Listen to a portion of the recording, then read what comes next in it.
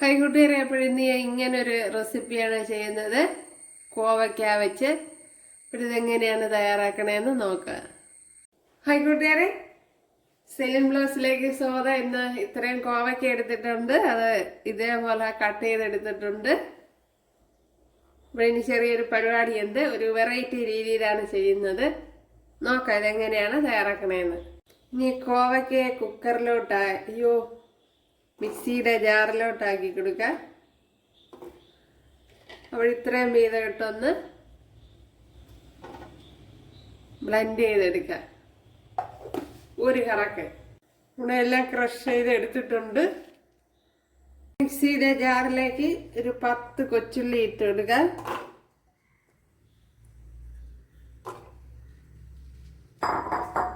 ഇതേപോലെ 3 വറ്റൽമുളക് അതും കട്ട് ചെയ്തിട്ട് കൊടുക്കാം.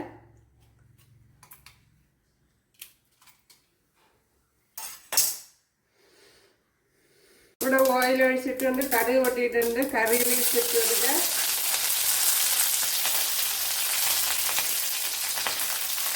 പിന്നെ 3 പച്ചമുളക്, 6-7 വെളുത്തുള്ളി, 1 ടീസ്പൂൺ ജീരകം ഇത്ര ഇട്ട് കൊടുത്തിട്ടുണ്ട്.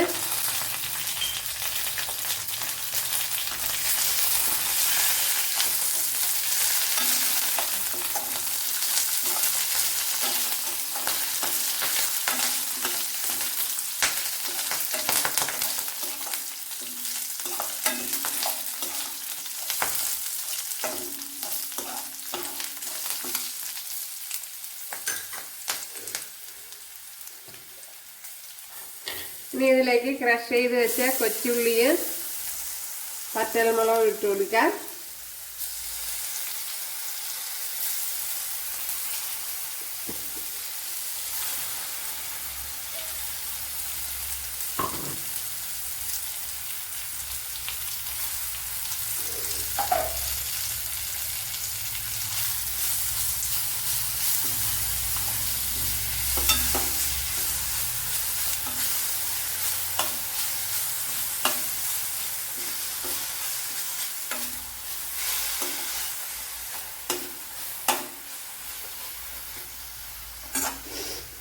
ഇതിലേക്ക് ഒരു ചെറിയൊരു സവാള അരിഞ്ഞെടുത്തിട്ടുണ്ട്, അത് ഇട്ട് കൊടുക്കാം.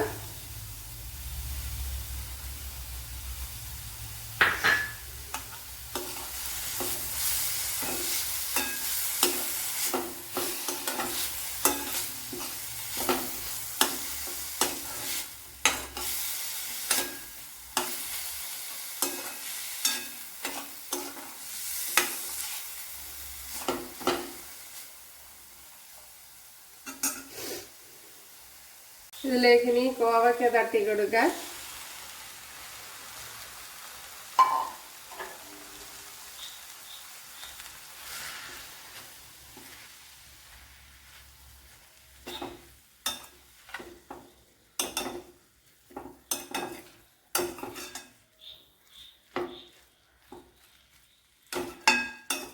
ഇനി ഒന്ന് അടച്ചു കൊടുക്കാം.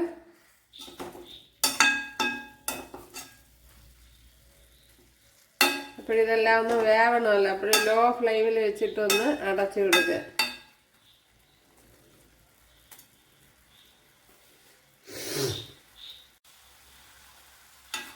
ഇപ്പോൾ ഉപ്പിട്ട് കൊടുത്തിട്ടുണ്ട്, സോൾട്ട്.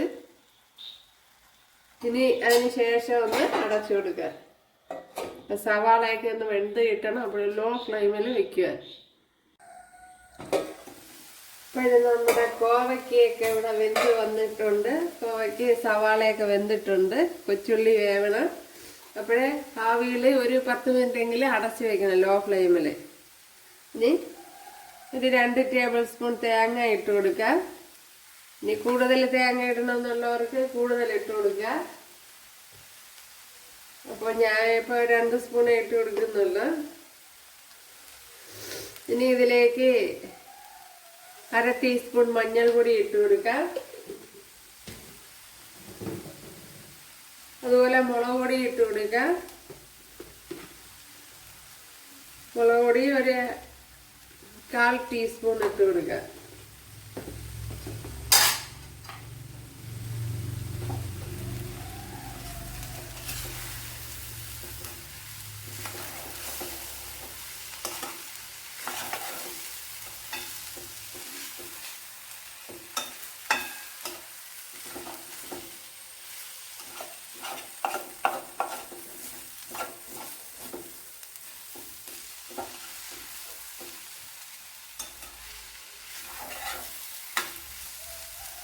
ഉപ്പുണ്ടോന്ന് നോക്കാം.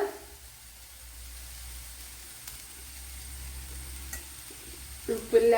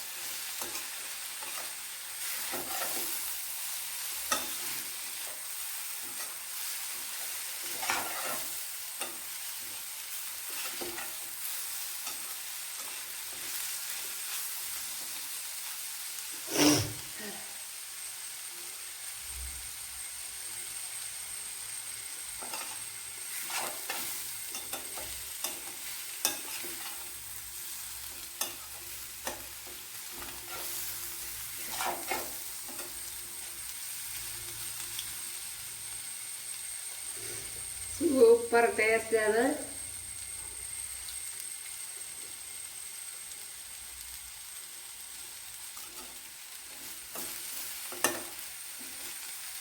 ലോ ഫ്ലെയിമിൽ ഒരു ശകല സമയം കൂടെ ഒന്ന് അടച്ചു വയ്ക്കാം.